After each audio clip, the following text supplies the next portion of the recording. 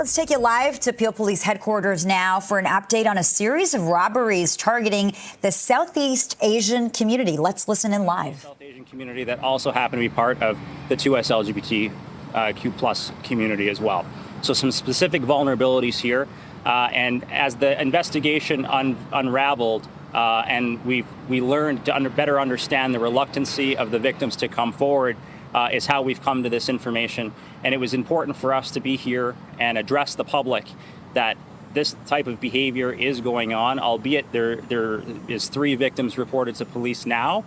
We anticipate that there are other victims that have been reluctant to come forward to police, and we're urging and encouraging them to do so. This investigation is still very active and early on in its existence, so there is likely to be more charges and potentially more offenders identified as time goes by. But right now I can say that we have 6 individuals, 5 in custody, 1 with a warrant, all between the ages of 16 to 31. And so with that, I'll take some questions and answer them to the best that I can. Personal ads, or how are they luring? So the method has been through the use of social media platforms.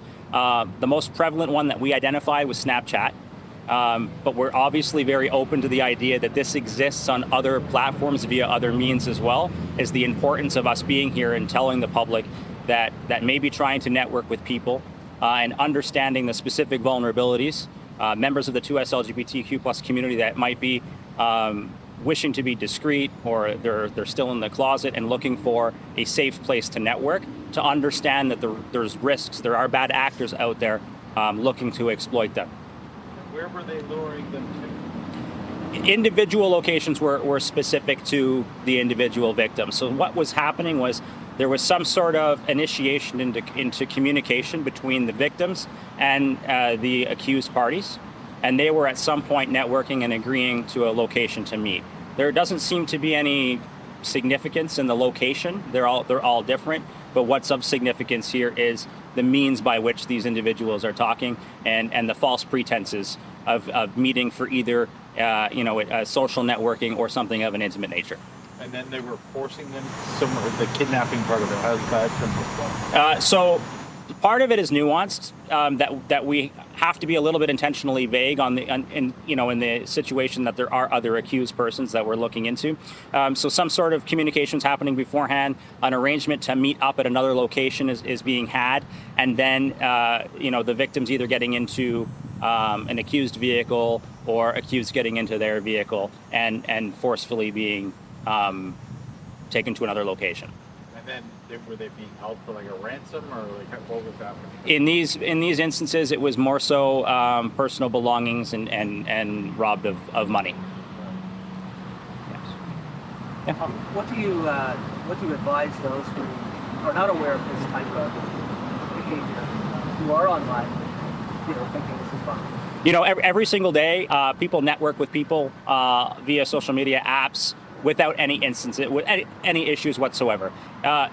This is certainly not common, but it is there and it is a risk. And the members of our community, particularly those that are trying to be discreet, are still closeted for whatever reason that may be, are at a disproportionate risk here.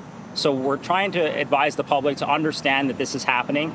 We don't know how many victims are out there that have been subjected to this and may be concerned to come forward, but just know that it is an issue that we have identified, and a particular group is most vulnerable. And so with that, like anything with our safety messaging, is to please ensure that you do your best to inform someone in your life what you're doing. Try to meet up in more public locations, and if anything feels off with your instincts in these moments, trust your instincts and move on.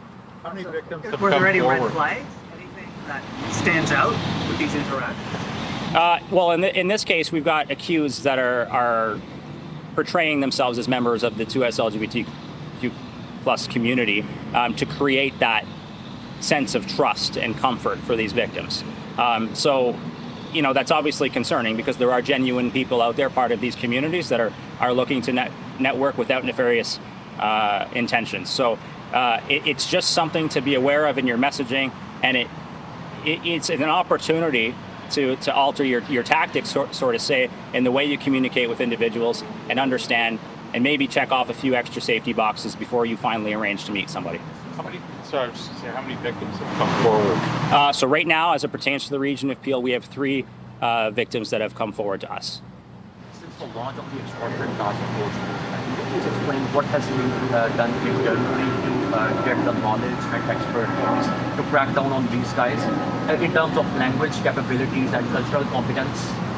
Right. I mean, definitely, as we've worked simultaneously with ongoing issues with extortion in our region, it's certainly not lost on us. We haven't seen any direct correlation to what we've seen in prior extortion-related investigations here. It's certainly of mind of investigators to see if there's a nexus. If there is, it's a different group of individuals. Peel Police, we work strongly within our South Asian communities. We have the South Asian Collective Engagement Committee, and that allows us to be very involved, inside the community and understand what their specific vulnerabilities are. So it's not something like, we can say quite confidently that these are independent incidents. Whether or not there's a correlation to other extortion tactics we've seen is still ongoing. Why do you believe there are more suspects? When we arrested the first 2 individuals, like any investigation, we continued on and we started to identify more. So it's not to say that we know definitively that there are more, but whenever you see a network of individuals, oftentimes, whether it be directly or indirectly involved, that network is usually larger than what it seems at the forefront. So we don't know for certain yet that there are more, but we're really open to the idea that there might be. But we are pretty confident that if they've done it to these 3 individuals, the victims that have come forward, and again, I'll commend them for their courage in doing so, there may be others that are hesitant to come forward. And we want to reiterate that we're going to provide a safe environment for victims to come forward and report to us and protect their identity and their well-being at full cost. In the last press conference, the officer mentioned that they have found no relation between the organized crime group in Peel and the criminal notorious gang in India, which is Bishnoi gang. There is no correlation between them at this point of investigation.